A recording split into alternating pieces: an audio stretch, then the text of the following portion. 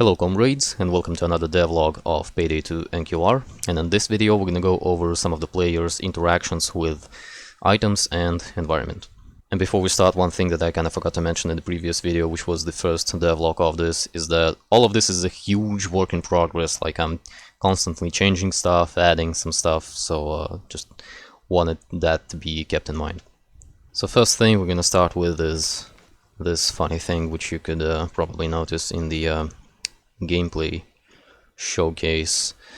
I call it a wall push, and it obviously depends on the length of the gun, which is dynamic and like depends on the current configuration of the gun. So like for example, if you put a suppressor on it, the length is gonna increase. So this wall push has multiple stages. The first is just moving the gun back depending on how close you are to a wall.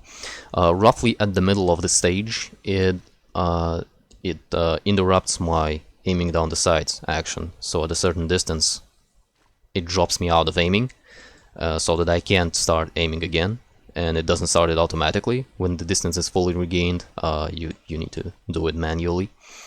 And so after it's done that, continues to move the gun backwards until it, on the second stage, it moves the gun sort of under your armpit. Continues to move the gun back until the third stage completely moves the gun down below, using the sprint in animation, with only exception that it stops and doesn't continue to move around down there under the camera, which can be seen by the flashlight. And when the distance is regained, rises back up using the same sprint out animation. So obviously the catch is that you cannot use your gun at this final stage. You cannot shoot, you cannot reload. The only thing you can do though is meleeing. So melee works if you are like point blank to an enemy or some obstacle, some glass window, you can still strike it. And you can switch weapons, which, by the way, with secondaries, it doesn't affect them at this final stage. It obviously removes the it disables the aiming down the sights, then it lowers it down. But then, no matter how long it is, it's not gonna lower it completely down. So the secondary is fully useful at any moment. The reload also works, by the way, on these previous stages. It just happens down there. Also, I'm gonna throw in a little bit of a sneak peek for you. So if you were reloading and happen to strike an obstacle like that with your gun, then this happens. And so you kind of want to be careful about it.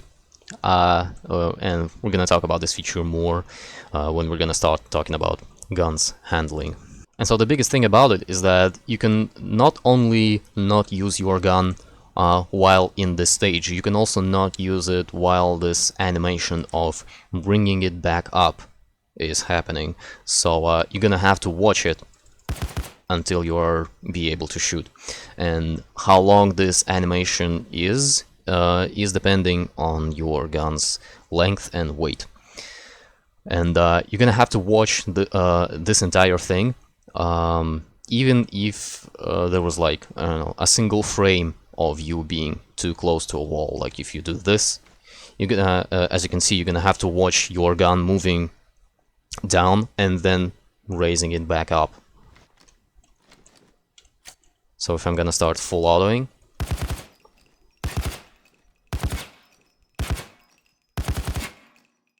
this happens. So just as an example of comparison of guns length, like we have a shorty Scar H here, which is configured to be roughly 34 inches in current configuration.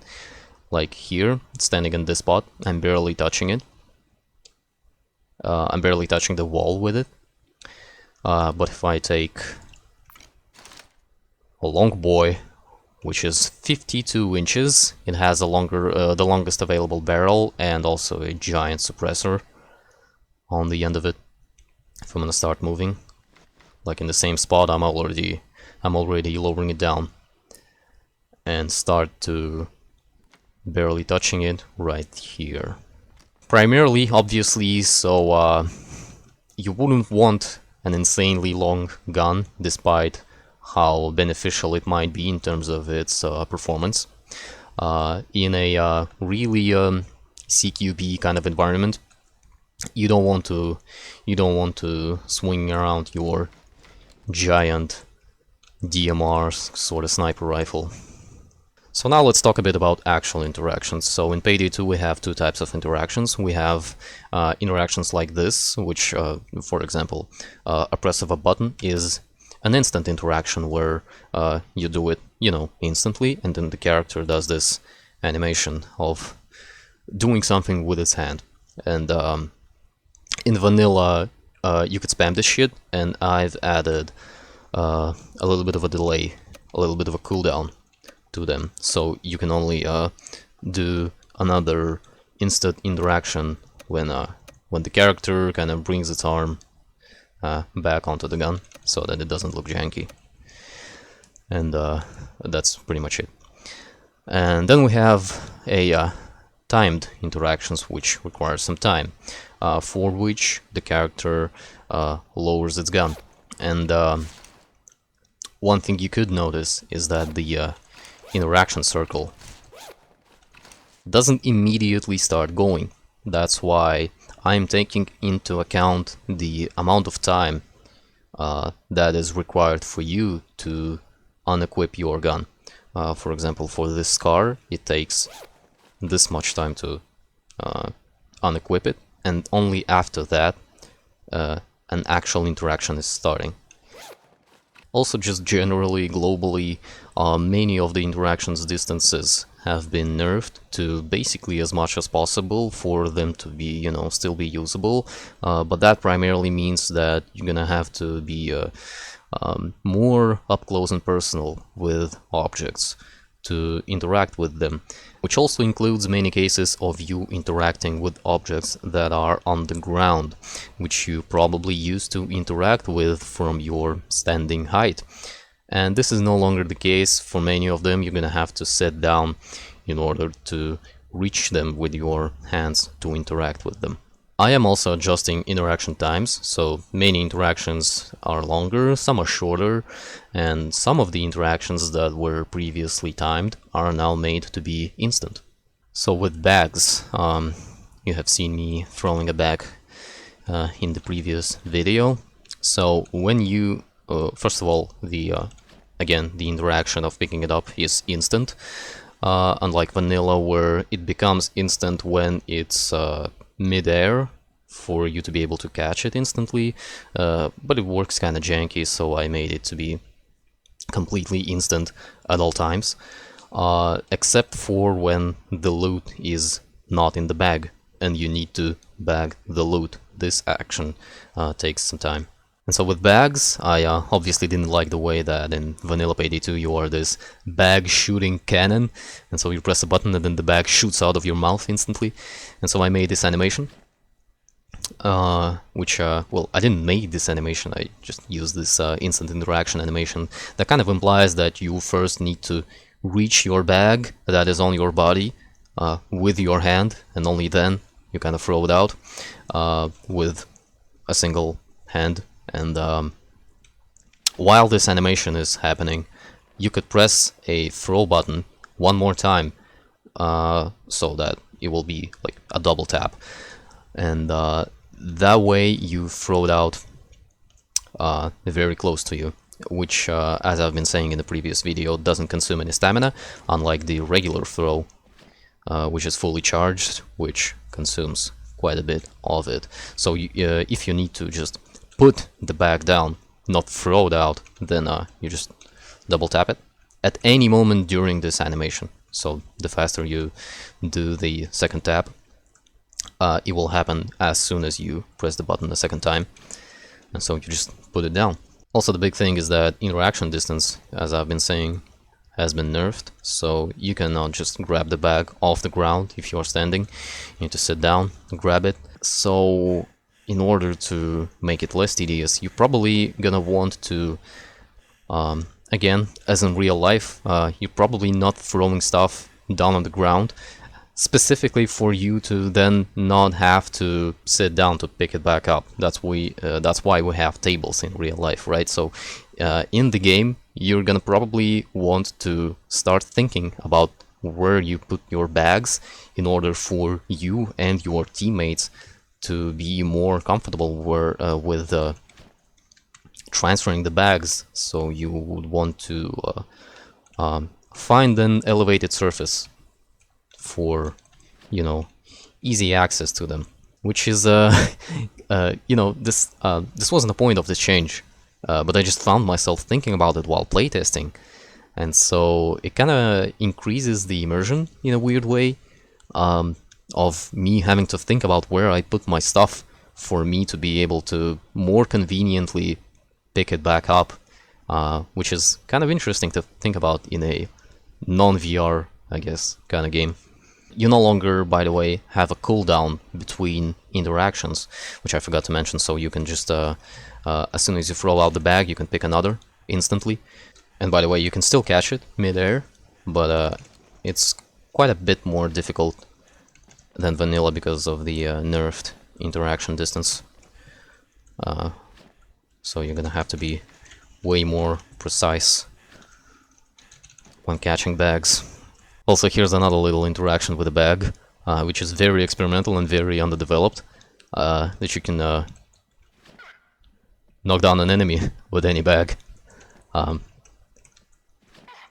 Not sure about it yet, but it's just so fucking funny. And finally, let's talk about ladders. So in the previous video, when we were talking about movement, we went over this thing when you are either knocked down or in a bleed out state. You can still move around, but your character lowers the gun down, kind of implying that you use your arms to help you move around. And so the same thing with ladders. When moving on a ladder, character lowers the gun, well, not down, but, you know, it kind of implies that you use your fucking arms to move around the ladder. When you stop, you pull it back up. Couple more things with ladders. So you cannot reload at all, because it is implied that you are using one of your hands to grab onto a ladder, and you cannot reload one-handed.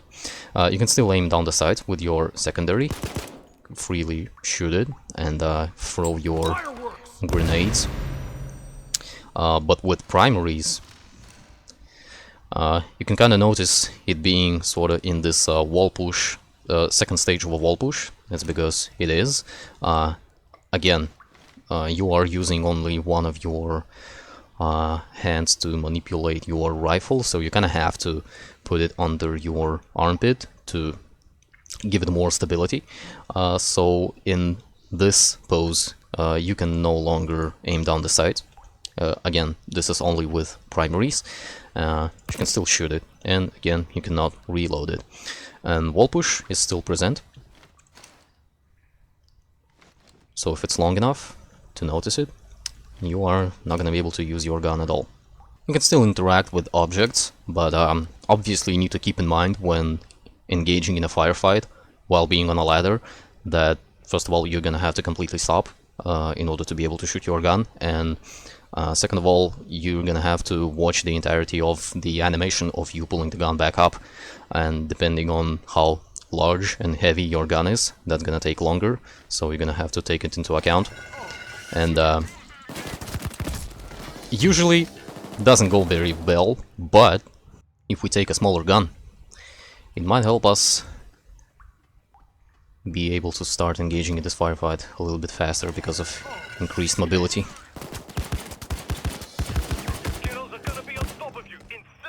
And obviously, besides that, you can use your grenades, and you can also use your secondary, which is not only faster, but you can also aim down the sight. And one other thing is that I left the ability to crouch on a ladder specifically for you to be able to do this if you want. So yeah, I think that's gonna be it for this video. Again, if you have any questions or suggestions, leave them in the comments. You can also join my Twitch, on which I stream this mod about once or twice a week. And I think starting from the next video, we're gonna finally start talking about guns. And so yeah, thank you all for watching. Wish you all the best. Take care.